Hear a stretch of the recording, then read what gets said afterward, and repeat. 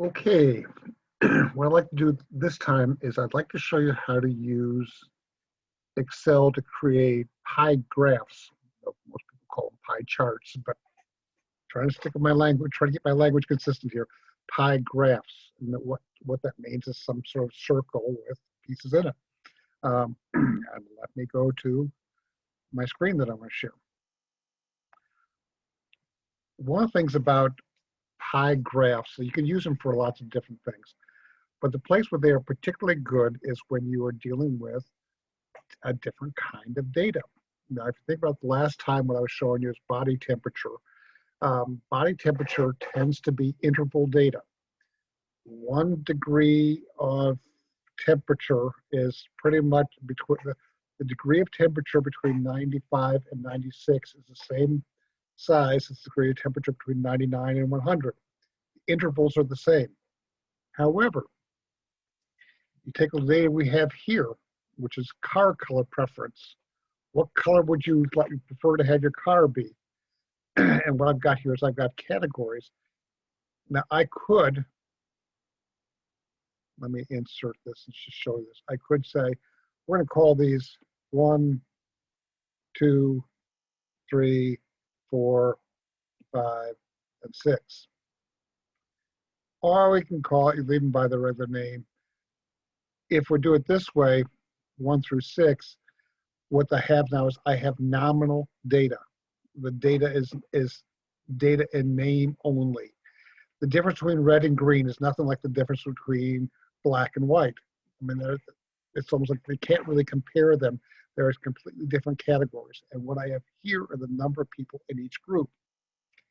Pie charts are particularly good for dealing with nominal data that really work for it. Pie charts are not typically good for dealing with ordinal data. How many people came up in first place? 1. How many people came up in second place? 1. How many people came up in third place? 1. I mean, it's like, that doesn't, now you could do that against, I suppose, a group of racers, how many first place, second place, and third place wins they have. But generally, pie charts are good for nominal data. And that's what we have here. This is nominal data. Now, if I want to create a pie chart for this, first I do is I highlight it, and then I go to Insert, Recommended Charts. Let's see what they recommend. Oh, they do recommend a type of pie chart here. You could do it this way. Now, it could end up looking like this. You could do it, this is a vertical bar chart, a vertical histogram, but this is a pie chart.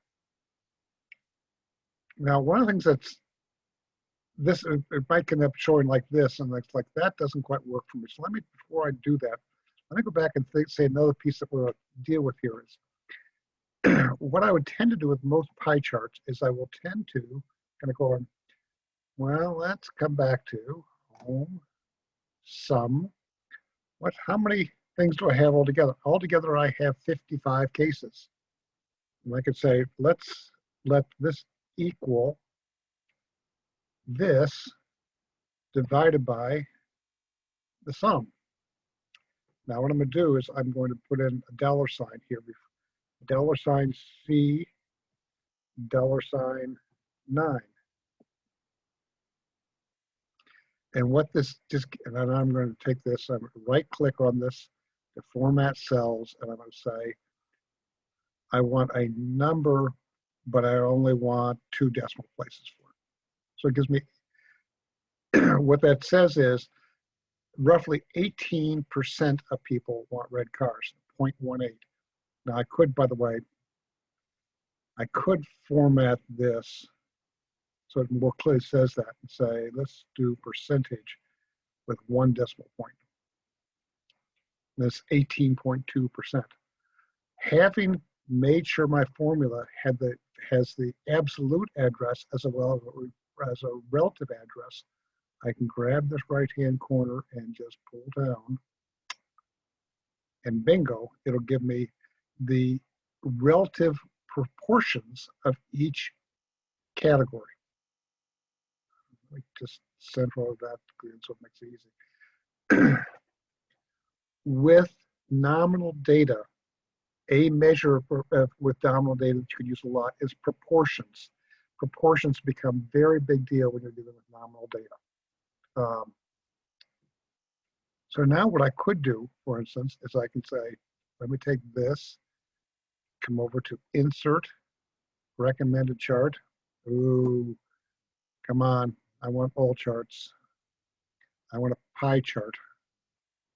Okay. Oh.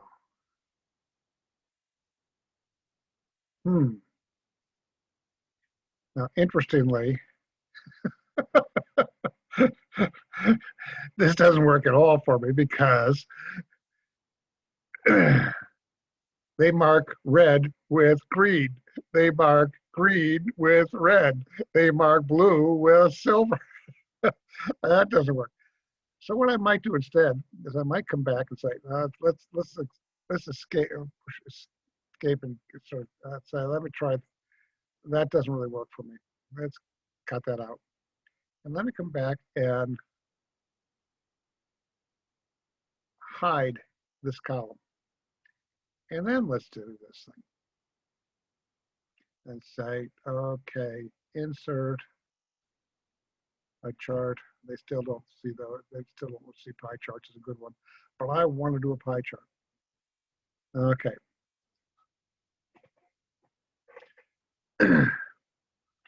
What I can do here, let's change the title right away. Let's call this as car color preference.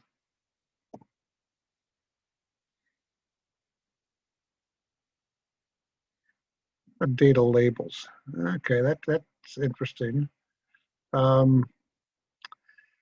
don't like having numbers in here as well. So one of the things I might do is I might come back and say, okay, let me hide that one too. Oh, okay, that looks better for me. Now, what you could do here, we can find a way to do is we could change around the color preferences on things. Red. I might want this to be, well, that takes more work, and I don't want to try and do that right now.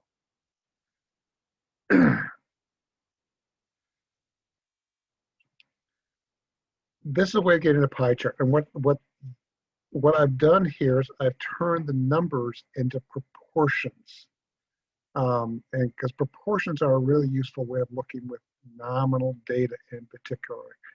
Now here there's a fair number of categories.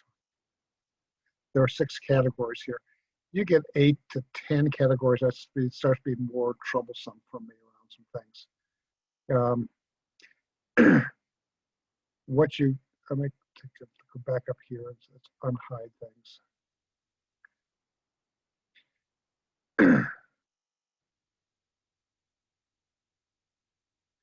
What if I delete that column?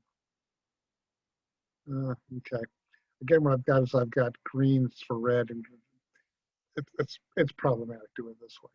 But that's the general way you get at doing this. Let me give you an example of this. Is something else I could work with here. Is going back to the Excel data we drew earlier, the data set 1. I sorted this data by males and females, and I had this one non-binary person down here. One of the things I could do is I could take this again and say, let's insert. I got a pie chart really works for this. Something that looks like this. We have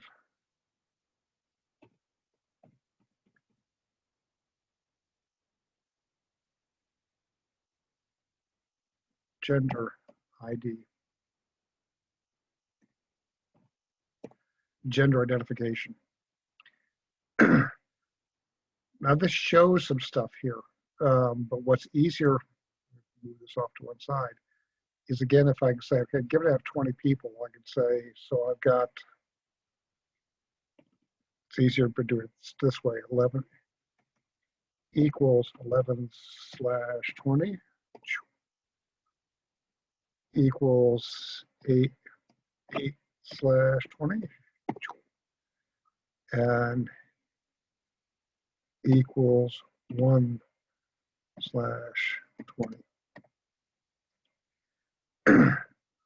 What I might choose to do is, let's delete this.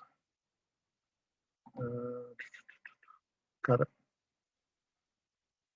Let me hide this. I'm going to go, okay, now I've got proportions. Now let me come back to insert a pie chart. Oh, there's a 3D pie chart. And what it's got is like, here it actually gives you the legend down below it. And again, if I would do this, I would have to say gender ID. And it gives you a pie chart of what the gender breakup is. If I were reporting this, if I were writing you a report about this, I might end up putting something like this in my thing, because writing out 55% of my participants were female and 40% were male and 5% were non-binary. Frankly, you put a lot of numbers in, it gets really boring. Throwing in a quick chart like this, it's like, oh, it breaks stuff up, and it's a useful way of saying, huh, 5% of the people report non-binary in this. That's interesting. And often sort of raises a question. It's like, well, I wonder how that was compared to the group I did 5 years ago. And opens up other discussions for you. My point in this is, pie charts are useful for particular things.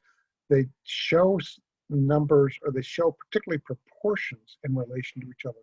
And that's a particular value of pie charts. So it's something they're very good at. Better in some ways, I think, than bar charts or histograms tend to be. They're not hard to make. You have to highlight your data first. You have to have your data in chart form rather than raw data at the very beginning. And then you say insert, and it goes, and you pick a kind of chart and you try stuff out. And then what you have to do is you have to figure out how to label and put stuff on enough so that when I look at the chart, or somebody who doesn't know what you're thinking looks at the chart, they go, oh, what this shows is such and such, because the data in the chart is clear enough to say that. And that's an important thing. So I would say,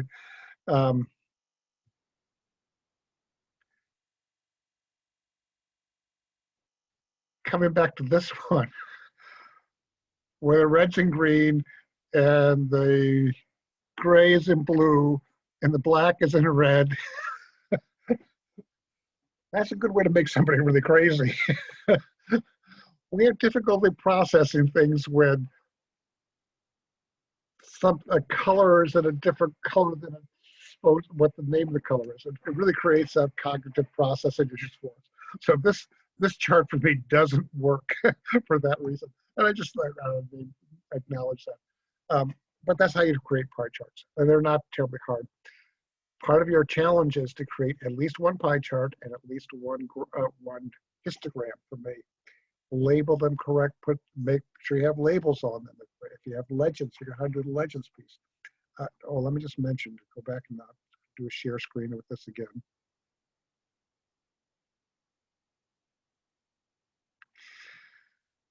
When you click on this thing, some stuff pops up over here, and chart tables, chart labels, push those in.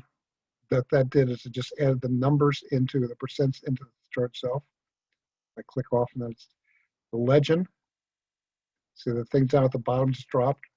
I clicked on this and it came back in again.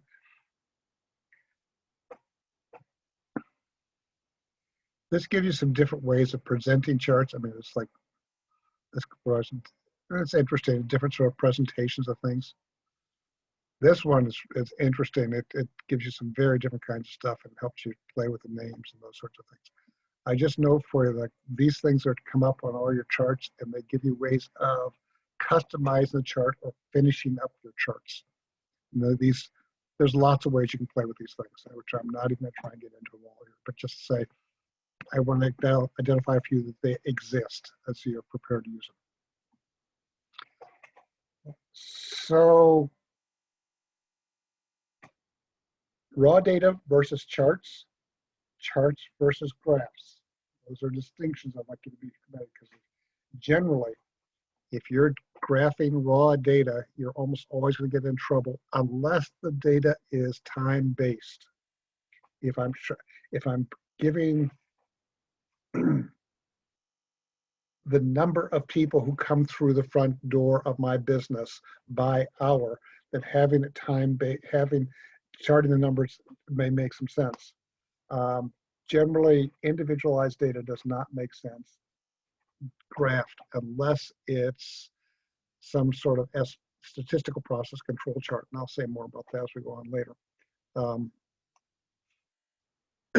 But you want to be clear about those things. Then you get to choose what kind of chart and how you want to do it to have it convey information.